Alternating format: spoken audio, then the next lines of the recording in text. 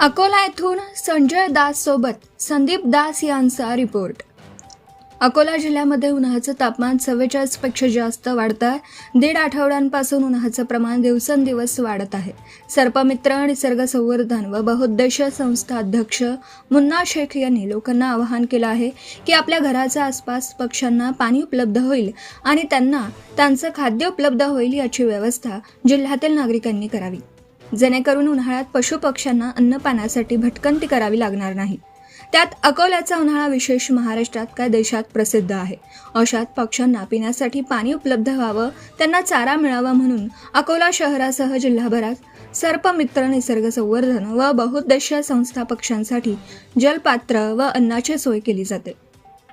यंदाही अनेक उपक्रमांना आता सुरुवात करण्यात आली असून ठिकठिकाणी पक्ष्यांसाठी दाना पाण्याची व्यवस्था करण्यात येत आहे। दरवर्षी शेख मोहम्मद शेख मकबूल उर्फ मुन्ना यांच्याकडून पक्ष्यांसाठी जलपात्रांचं वितरण करण्यात येतं। तर अनेक उपक्रम पक्ष्यांसाठी लाकडापासून घरटे बनवणं जागोजागी जाऊन लावतात। पक्ष्यांना पाणी आणि खाण्याची व्यवस्था, पक्ष्यांना घरट्याची व्यवस्था करतात। असे एक नवीन उपक्रम तयार केले आहेत जे जागोजागी जाऊन स्वतः लावत आहेत।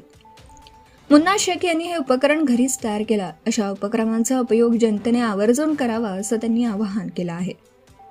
धुमाकूळ महाराष्ट्र न्यूज सोबत कार्यकारी संपादक प्रदीप गावंडे, अकोला। आपल्या परिसरातील ताज्या आणि महत्त्वाच्या बातम्या पाहण्यासाठी आजच आपल्या धुमाकूळ महाराष्ट्र न्यूजला YouTube वर सबस्क्राइब करा आणि बेल आयकॉन प्रेस करा।